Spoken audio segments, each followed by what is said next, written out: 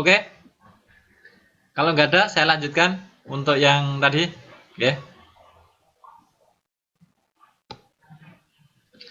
Untuk yang larutan asam, nanti contohnya nanti di belakang. Bagaimana Pak cara mengidentifikasi kalau tadi Bapak kan mengatakan bagaimana cara mengidentifikasi oh ini tergolong sebagai asam kuat, oh ini tergolong sebagai basa lemah. Kalau di situ belum paham untuk mencapai ke tingkat yang tadi pertama ya belum bisa. Lah syaratnya itu ada materi prasyarat, adik-adik harus bisa mengidentifikasi oh ini termasuk asam atau basa. Nah, kalau asam kan cirinya kan ada H+, berdasarkan teorinya Arrhenius. Kalau basa cirinya menghasilkan OH, OH-. Nah, Pak, yang dikatakan sebagai asam kuat itu cirinya gimana toh, Pak? Nah, yang dikatakan sebagai asam kuat itu cirinya, oke, itu ada H+, bersenyawa dengan unsur golongan 5A, 6A, 7A. Kalau 5 apa, Pak? Golongan, hafal nggak? Golongan 5A. Oke, golongan 5 itu kan isinya kan nembak, pacar, asal, sabar, bisa. Ya, nembak, pacar, asal, sabar, bisa, gitu kan. Kemudian yang golongan 6A, orang Sragen seneng telo pohong, itu. Golongan 7A, film Charles Bronson idaman api. Contoh, misalnya, H+ bersenyawa dengan unsur golongan 5A, misalnya, N. Oke, misalnya contoh larutan HNO3. Kalau misalnya bersenyawa dengan golongan 6A, saya ambil sulfur, H2SO4. Oh, misalnya bersenyawa dengan golongan 7A, oh misalnya HCl. Oke, HCl. Itu contoh yang kalian. Loh Pak, kalau di luar area 5A, 6A, 7A, itu masuk mana Pak? Oh itu masuk tergolong sebagai asam lemah. Cirinya Pak ada plus, tidak bersenyawa dengan unsur golongan 5, golongan 6, golongan 7. Oh itu masuk sebagai asam lemah. Contoh, CH3COOH. C itu golongan berapa? C kan golongan 4. Oke. C golongan 4. Nah makanya apa? Makanya C itu termasuk sebagai asam lemah. Karena apa? Di luar area golongan 5, golongan 6, golongan 7. Itu cara mengidentifikasi, oh ini tergolong sebagai asam lemah atau asam kuat. Dan yang kedua, yang basa. Basa begitu pula sama seperti tadi prinsip asam tadi. Kalau basa itu cirinya sesuai teorinya Arrhenius, yaitu menghasilkan ion OH-. Berarti di basa itu selalu ada OH-. Nah kalau dikatakan sebagai basa kuat gimana Pak? Kalau dikatakan sebagai basa kuat, itu cirinya, cirinya ada OH- itu bersenyawa atau bergabung atau bereaksi dengan unsur golongan 1A dan golongan 2A, atau bersenyawa OH- bersenyawa dengan golongan logam. Golongan logam, mungkin yang saya tulis di kotak itu hanya 1A dan 2A karena tempatnya sempit. Nah ini saya tambah, silakan nanti dicatat. Bisa ada OH- bersenyawa dengan golongan 1A atau 2A atau dengan logam. Nah, itu tergolong sebagai basa kuat. Contoh. Contoh. NaOH, Na golongan 1. Ada OH, ada Na melibatkan golongan 1. KOH, OH basa, K golongan 1. Misalnya BaOH 2 kali. Ba golongan 2A. Ada OH di situ. Misalnya CaOH 2 kali. Di sini ada Ca golongan 2A juga. Itu masuk mana Pak? Itu masuk sebagai larutan basa kuat. Karena ada OH- bersenyawa dengan golongan 1A atau 2, itu cara mudahnya, atau dengan logam. Berarti kalau di luar area 2 zat itu tadi, dia tergolong sebagai basa lemah. Dia tergolong sebagai basa lemah. Paham ya? Ini cara mengidentifikasi, ini penting, saya garis bawahi. Langkah pertama, identifikasi asam lemah atau asam kuat, basa kuat atau basa lemah. Kalau udah, nah baru ke menghitung pH tadi. Dilihat seperti sendiri atau sudah ukuran. Oke. Mungkin ada yang ditanyakan, monggo. Ada yang perlu ditanyakan? Silahkan. Sambil memahami.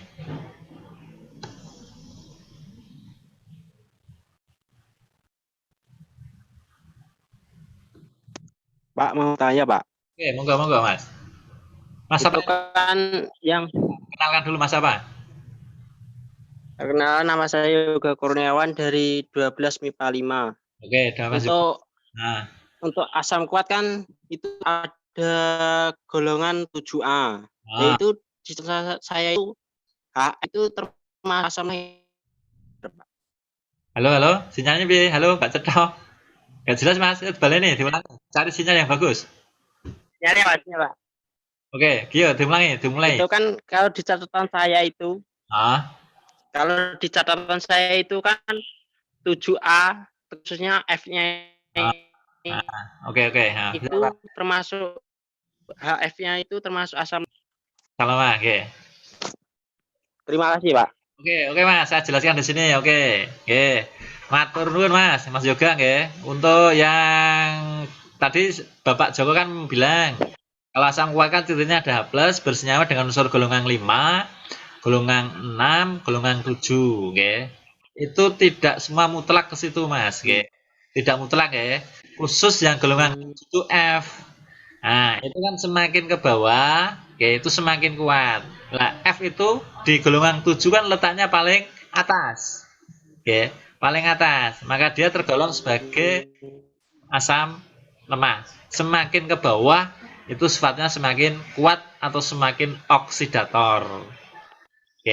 Nah, khusus F itu memang tergolong sebagai asam lemah. Oke, betul Mas. Pengecualian, pengecualian. Bisa ya? Ini kenapa saya buat itu untuk mempermudah, karena kan tidak semua anak kan hafal semua senyawa, ya kan? Nah, enggak hafal semua senyawa lah, memang ada pengecualian lah, itu saya ambil garis besarnya saja. Tapi itu jangan terus dipakai untuk generalisasi untuk semuanya. Oh, golongan 5, golongan 6, golongan 7 enggak. Oke, contohnya golongan 5. Misalnya H3PO3 itu juga sebagai asam lemah. Oke. Nah, yang tergolong sebagai asam kuat siapa Pak yang terlibat di situ? S, kok S, N sama O. Nembak pacar tadi nggih, N. Itu masuk. Kalau P kan nggak masuk. Tapi yang sering keluar itu di N. Ya. Nah, makanya adik-adik perlu digarisbawahi di sini. Hal-hal yang organ-organ yang mencari titik lemah itu silakan ditanyakan. Malah saya senang ini untuk interaksi. Contohnya golongan 5 P-nya. Itu juga sama. Oke. Tapi kalau golongan 6 S sama O itu kuat semuanya. Kalau di bawah itu radioaktif. Bisa enggak? Enggak bisa. Oke. Yang bagian golongan 5, golongan 6, golongan 7 yang bagian bawah-bawah itu letaknya paling bawah di periode ke-7 itu unsur radioaktif. Apakah dia sebagai asam? Enggak. Karena namanya asam dan basa itu harus dalam bentuk apa? Larutan. Padatan pun juga nggak bisa. Karena apa? Ciri asam itu larutan yang di dalam air menghasilkan ion H+. Nah, syaratnya menghasilkan ion H+. Bisa menghasilkan ion H+ itu harus dalam bentuk larutan. Dalam bentuk lelehan atau leburan juga nggak bisa. Paham ya? Bisa nggak? Halo? Paham, Pak. Oke. Monggo ada yang bertanya lagi nggak? Monggo silahkan. Yang mau bertanya.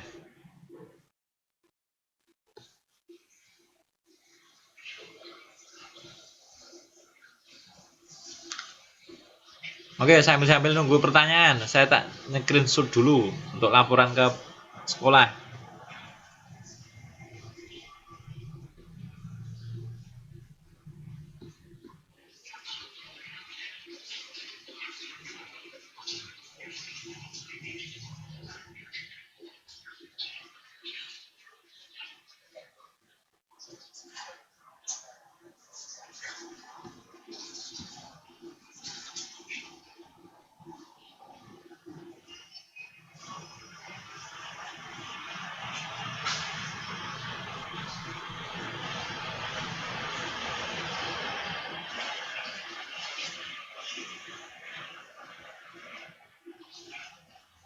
Oh, ini baru 36 anak yang bisa bergabung. Yang lainnya kemana ini?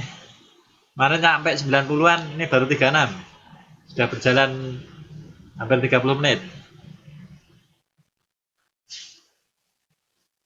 Mungkin tidak tahu Pak, soalnya link yang dikasih di grup. Eh? Mungkin nggak tahu Pak. Nggak tahu. Lah kemarin linknya sama Ya. itu, Mas? Biasanya kalau yang lain dikasih link lagi gitu Pak. Dikasih? Dikasih link lagi. Oh, kasih link lagi gitu? Iya Pak. Waduh.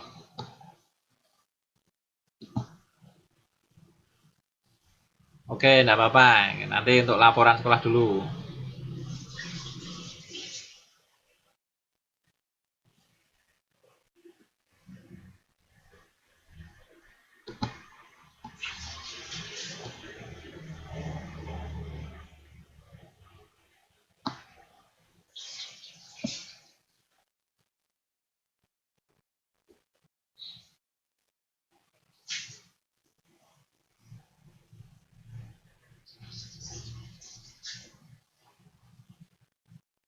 Oke, ada yang bertanya?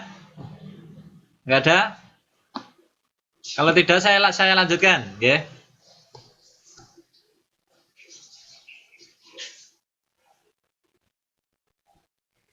Saya lanjutkan ke konsep yang kedua, ya. Kalau tadi mengidentifikasi larutan itu dalam zat yang berdiri sendiri atau masih sendirian, ya.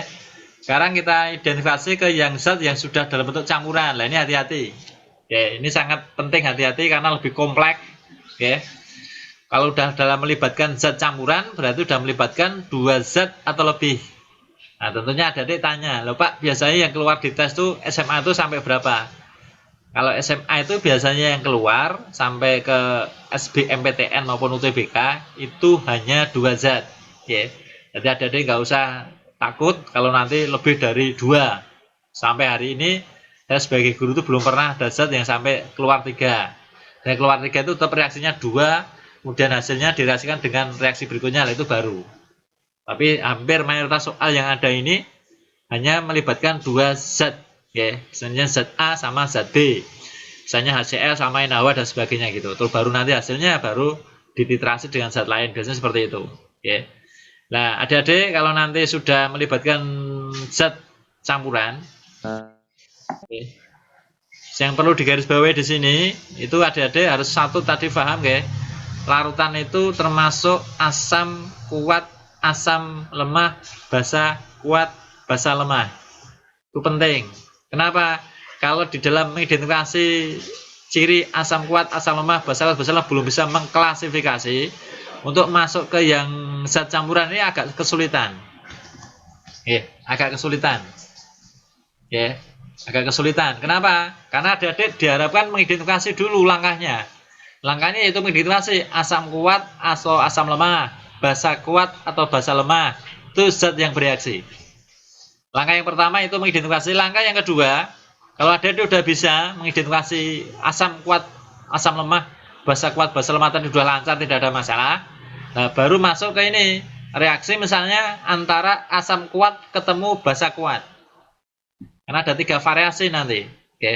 Ketemu asam kuat atau basa asam kuat atau basa kuat. Yang pertama masuk ke reaksi netralisasi.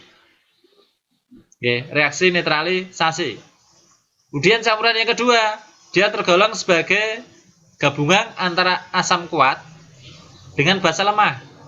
Atau dibalik, asam lemah dengan basa kuat. Nah, itu bisa lari dua. Bisa ke larutan penyangga atau buffer, bisa lari ke hidrolisis parsial atau hidrolisis sebagian. Nah, ini penting karena biasanya di penyangga sama hidrolisisnya agak rancu karena penyusunnya sama. Satu yang kuat, satu lemah, satu kuat, satu lemah. Nah, kalau tidak bisa identifikasi ini termasuk asam kuat atau asam lemah, basa atau basa lemah, di sini juga bisa semuanya. Akhirnya menghitung ke belakangnya jelas itu salah. Nah, itu penting di sini saya garis bawahi. Makanya tadi saya bilang ini ada 4 bab, saya gabung jadi 1 bab. 4 bab saya gabung jadi 1 bab. Nah, misalnya ada adik udah lancar, oke Pak, saya udah bisa mengidentifikasi Asam kuat, asam lemah, basa kuat, basa lemah. Nah, kalau ada yang udah bisa, baru masuk ke ini. Misalnya ada zat, oke, disusun oleh asam kuat dengan basa kuat. Itu ada 3 kategori juga. Nah, ada 3 kategori atau 3 kelompok. Oke.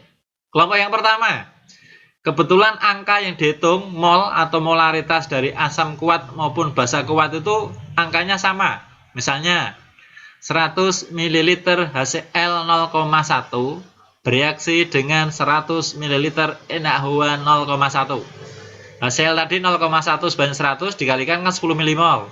Kemudian NaOH 100 ml 0,1 juga ketemu 10 mmol. Itu angkanya kan sama persis. Nah, kalau angkanya sama persis berarti akhirnya apa, Pak? Semuanya habis bereaksi. Kalau habis bereaksi ada enak, nggak usah ngitung. Langsung pH berapa, Pak? Langsung pH sama dengan 7. Nih, seperti di ini. pH sama dengan 7. Oke, kenapa? Karena sama-sama kuatnya. Nah, itu juga akan terjadi nanti pada konsep hidrolisis total yang dibangun oleh asam lemah, basa lemah. Kalau kuat-kuat kan netralisasi. Kalau lemah, asam lemah ketemu basa lemah, namanya hidrolisis total atau sempurna. Itu pH-nya juga sama 7. Oke, saya garis bawahi yang kedua lagi, kemudian yang dibangun oleh asam kuat sama basa kuat. Pak, misalnya ada asam kuat dengan basa kuat bereaksi, tapi ada yang sisa, Pak. Yang sisa kebetulan yang asam. Kalau sisa asam, adik-adik tinggal ngitung. Pakai rumus apa, Pak? Pakai H+ sama dengan X kali konsentrasi asam yang tersisa. Loh, Pak, mencari konsentrasi asam tersisa itu dari mana? Dari konsep reaksi, mula-mula bereaksi, reaksi akhir. Nah, dicari mol yang sisa itu misalnya mol asam. Nah, nanti untuk mencari konsentrasi asam sisa itu mol asam tersisa dibagi volume total. Oke, itu ketemu konsentrasi asam yang tersisa. Itu konsep yang kedua, kalau ada sisa dari yang asam kuat. Kebetulan angkanya asam lebih besar, biasanya kalau sisa itu angkanya lebih besar. Dan konsep yang ketiga, nah kebetulan reaksi itu dibangun oleh asam kuat ketemu basa kuat. Nah, kebetulan yang sisa tidak asam, tapi yang sisa itu basa. Berarti ada tinggal mengalirkan ke konsep rumus basa. Kan basa kan rumusnya kan OH-. Nah, OH- sama dengan X kali konsentrasi basa tersisa. Langkahnya sama. Basa tersisa itu gimana, Pak? Cara menghitungnya? Cara menghitungnya mol basa yang tersisa dibagi volume total antara asam dan basa preaksi tadi. Nah, kalau udah OH-nya udah ketemu, baru dilarikan harga POH. Nah, POH ketemu, baru lari ke pH. Oke, 2 langkah kalau yang basa. Kalau yang asam langsung ke pH bisa, karena H+. Kalau basa itu pakai lari ke OH-.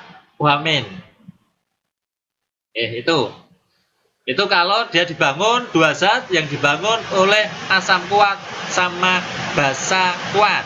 Itu namanya reaksi netralisasi. Oke, reaksi netralisasi.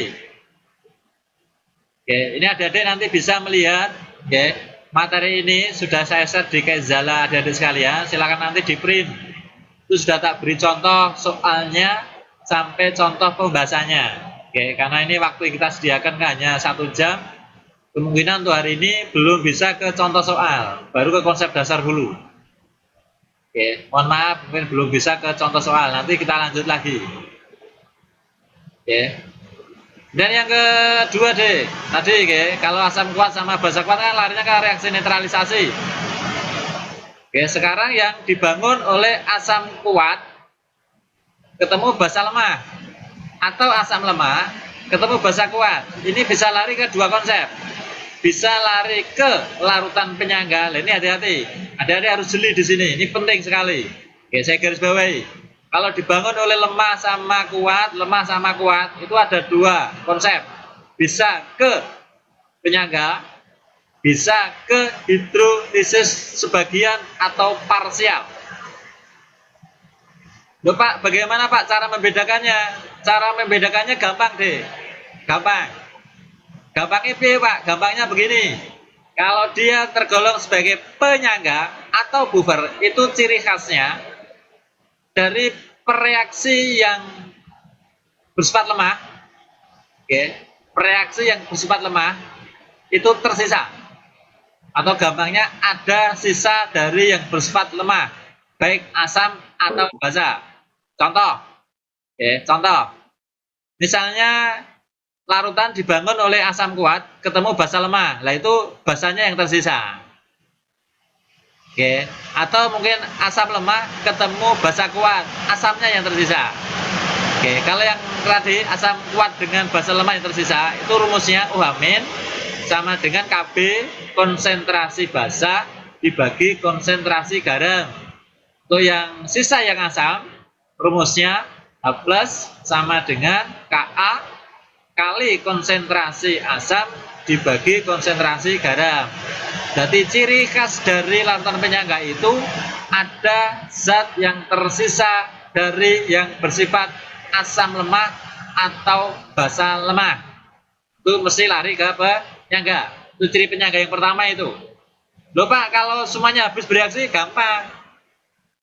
Kalau semuanya habis bereaksi kena lari ke hidrolisis parsial atau hidrolisis sebagian. Itu cirinya apa? Cirinya reaksi antara asam kuat bereaksi dengan basa lemah atau asam lemah ketemu basa kuat, itu semuanya habis bereaksi, angkanya sama. Nah, adik-adik tinggal integrasi itu di rumus itu. Kalau hidrolisis itu kalau asam kuat ketemu basa lemah habis semua. Oh, berarti kalau asam kuat basa lemah itu dominannya yang asam kuat. Oh, berarti pakai H+. H+ sama dengan akar Kw kali Cg dibagi Kb. Cg itu apa Pak? Cg itu konsentrasi garam yang dihasilkan dari asam kuat basa lemah tadi. Kb itu apa Pak? Kb itu konstante basa. Konstante basa karena dia terbangun basa lemah tadi. Kalau dibangun oleh asam lemah dan basa kuat pakai OH-. Kenapa pakai OH- Pak? Karena yang dominan ini kuat sama kuat, tapi ada kuat basanya, asamnya lemah, makanya pakai harga OH- dengan rumus OH- sama dengan akar Kw dibagi Cg dibagi Ka.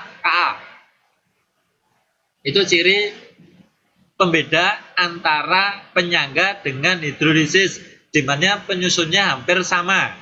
Bedanya saya garis bawahi di sini ya. Kalau penyangga ada zat yang tersisa. Kalau hidrolisis semuanya habis bereaksi. Semuanya habis bereaksi. Paham ya? Halo? Halo? Paham. Ini mohon maaf, ini mungkin agak bising ya, karena hujannya lebat sekali di sini. Bising nggak, Dek, sampai situ, Dek? Tidak, Pak. Ini juga. Yang saya Ya nanti kalau bising nanti bisa diulang nanti di YouTube-nya nanti. Atau mungkin nanti kita ulang lagi pas nanti malam atau kita janjian dulu. Nggak apa-apa kalau nanti belum paham. Bisa nggak ngikuti ini? bisa. Ya. Itu penting Dek, saya garis bawahi kalau penyangga itu ada sisa, kalau hidrolisis itu habis bereaksi, itu ciri pertama Dek. Nanti adik-adik bisa paham total itu kalau udah ke contoh soal, nanti di materi ini ada jawabannya, tapi waktunya kita terbatas masalahnya. Mungkin besok, pertemuan minggu yang datang atau mungkin jam pagi, Itu kalau bisa tatap muka enak sekali Dek, so jelas sekali. Saya terangkan, saya bisa di papan tulis. Kalau seperti ini saya cuma bisa tudang-tuding tok ini.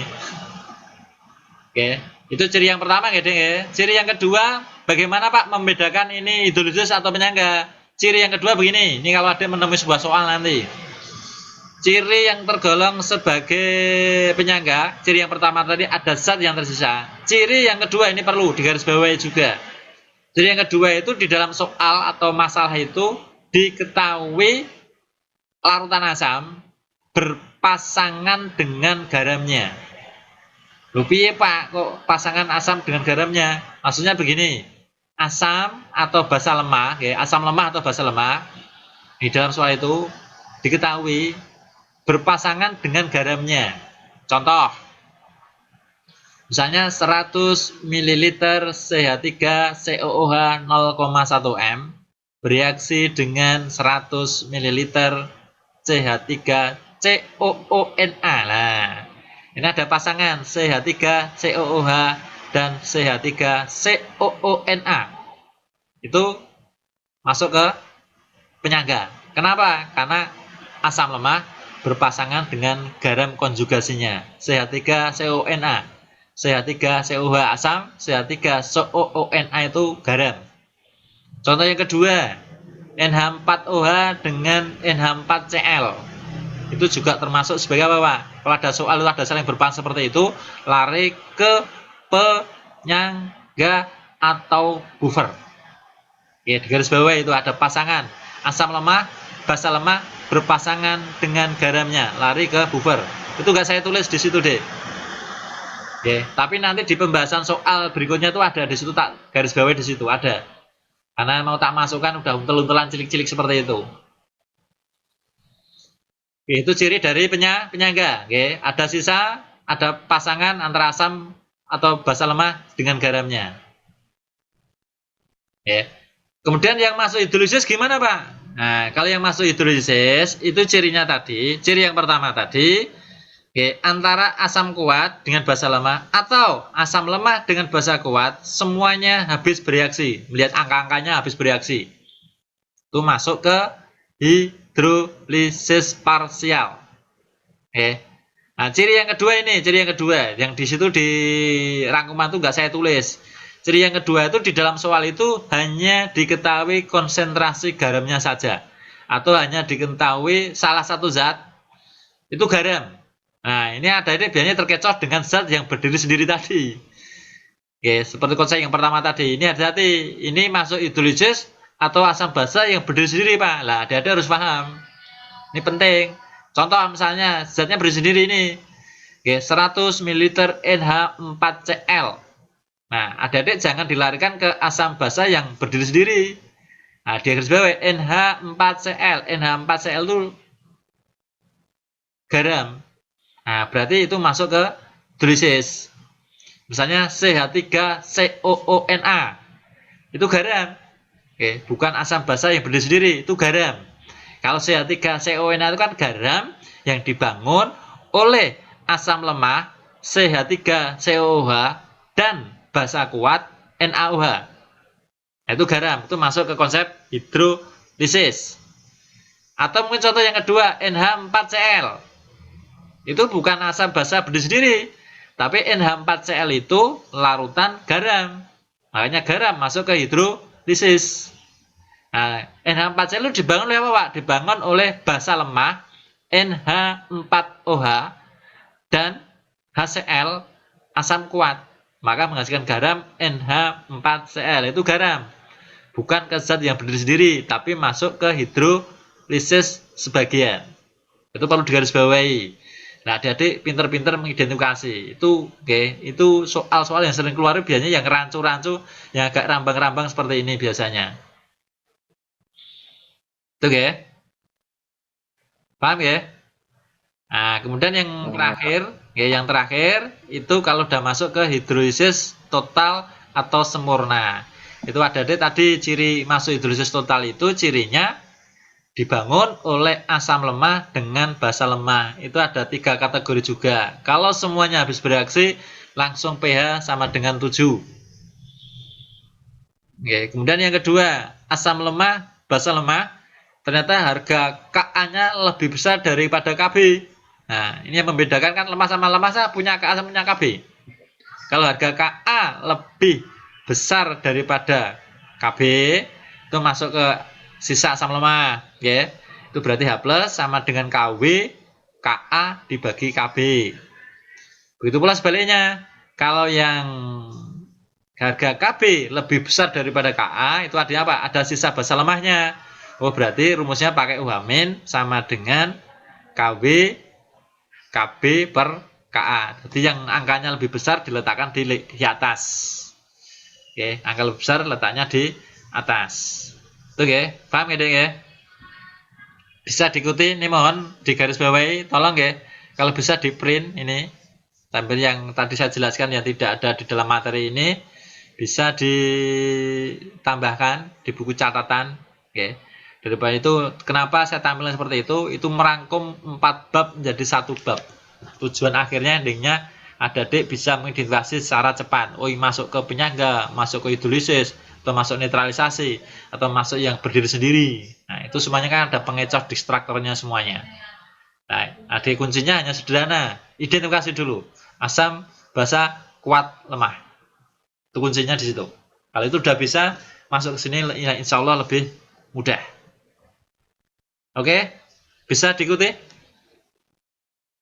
Ada yang mau bertanya? Halo? Ada yang ditanyakan sebelum saya ke contoh soal untuk memperjelas? Atau lanjut? Lanjut ya? Oke, lanjut. Yang lainnya, interaksinya gimana ini? Coba tak ceknya dulu sambil memahami.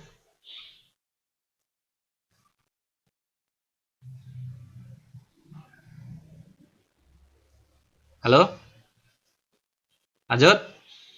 Yang lainnya selain Kamal, ini kok yang kayaknya yang ngomong terus ini Kamal ini. Lanjut, Pak. Oh, lanjut. Oke, lanjut ya. Ke contoh soal nggih untuk memperjelas nggih. Iya, Pak. Oke, lanjut. Nggih.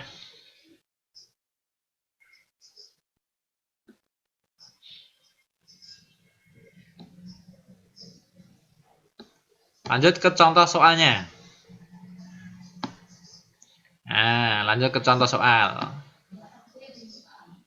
Nah, ini contoh soal. Ada satu soal, ada punya anak 4. Hitunglah harga pH dari 4 gram NaOH dalam 1 liter larutan NaOH, di mana mR-nya 40. Nah, langkah yang pertama kali yang harus adik tempuh, oke, ini saya bimbing sekali itu sudah dibahas, oke, bisa saya jelaskan. Seperti yang menjelaskan tadi, oke. Itu pertama langkahnya kamu identifikasi dulu. NaOH itu tergolong sebagai asam atau basa? Oke, asam atau basa? Nah, itu kalau udah tahu asam atau basa, dia berdiri sendiri atau dalam bentuk campuran. Oh, sendiri Pak, karena hanya satu tok NaOH. Oh, berarti artinya NaOH itu tergolong sebagai basa kuat, zatnya masih berdiri sendiri. Berarti adik-adik tinggal memasukkan ke rumusnya OH- sama dengan X kali konsentrasi NaOH. X-nya berapa? X-nya 1. Kenapa 1? Karena OH-nya hanya ada 1. Pak, misalnya diganti MgOH 2 kali, X-nya berapa? X-nya 2, karena di situ OH-nya ada 2. Berarti harga X itu menunjukkan H plus atau OH-. Kebetulan ini NaOH berarti OH-. Misalnya 2SO4, berarti X-nya berapa? X-nya 2. Oke, misalnya seperti itu. Oke, kalau X-nya 1, lah kamu disuruh mencari konsentrasi NaOH, karena di dalam soal itu tidak konsentrasi, tapi gram. Nah, dicari dulu konsentrasinya. Konsentrasinya rumusnya gram per mR kali 1000 dibagi volume. Oke, volumenya kebetulan 1 liter, berarti 1 liter ada 1000 ml, berarti 1 kali 4 dibagi 40 kali 1000 dibagi 1000. Ketemu 0,1. Nah, 0,1 itu konsentrasi siapa? Konsentrasi dari NaOH yang diwakili OH-. Nah, karena dia OH- dilarikan ke harga POH. POH itu sama dengan min log konsentrasi OH-. Nah, min log 10 pangkat min 1. POH-nya 1.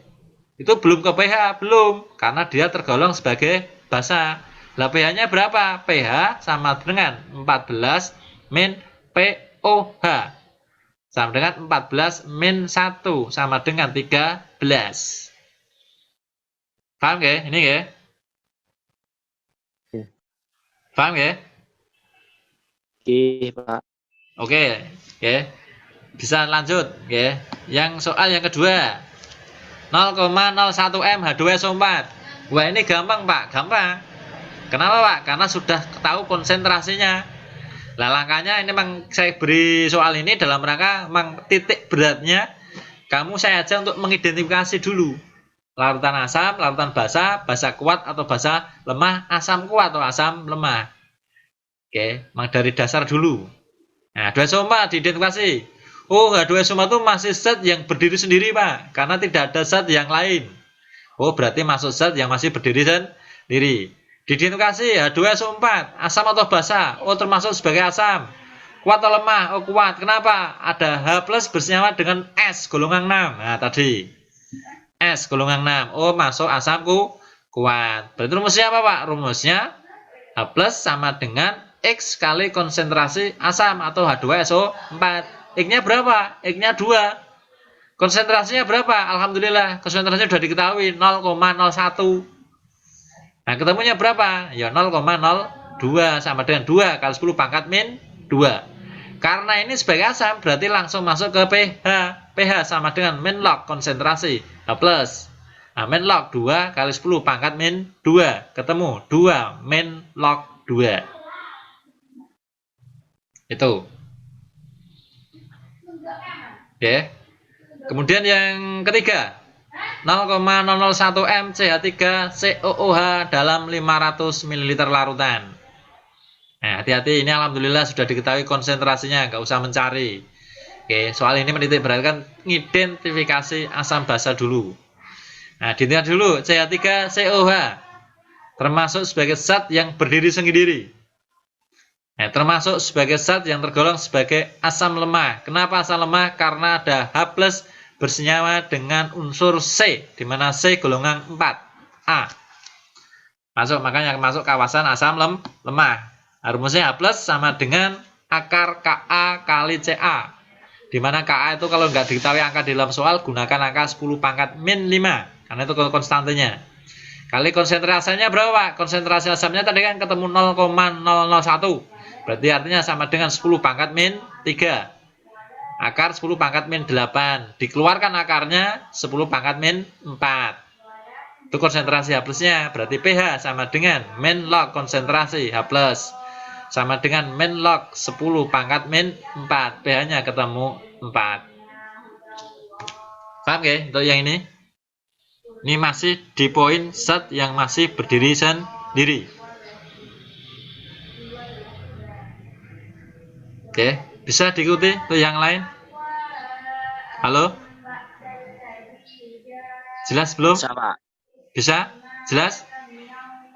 Kalau mau bertanya silakan, bertanya dulu enggak apa-apa. Mumpung belum jauh, nanti kalau udah terlalu jauh repot nanti. Bisa ngikuti? Halo? Bisa, Pak. Ada kendala enggak kira-kira? Yang lain.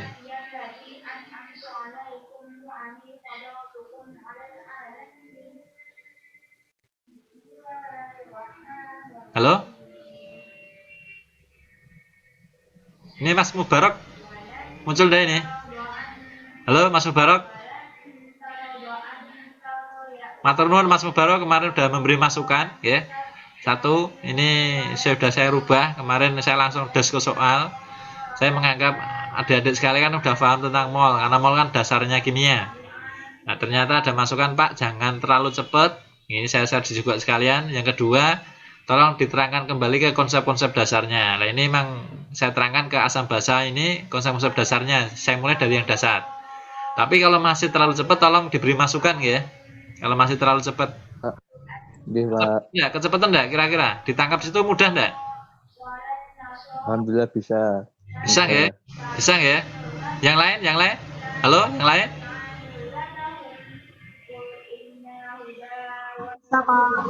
Bisa ya? Oke, kalau bisa, ini mohon maaf ya, karena jarak jauh. Jadi, jane enak kalau ketemu, Mbak. Saya tuh puas kalau pas ketemu jane. Seperti yang tahun-tahun kemarin tuh bisa, alhamdulillah bisa ketemu terus. Baru tahun ini yang kita virtual. Kalau tahun kemarin walaupun sudah masa pandemi, itu pandeminya kan mulainya kan Maret kemarin. Kebetulan mulai Juli sampai Februari, Maret awal pertengahan tuh SMA Gemolong masih les tatap muka kebetulan. Nah, ini bagian tahun ini bagian kamu yang virtual karena memang satu, ya.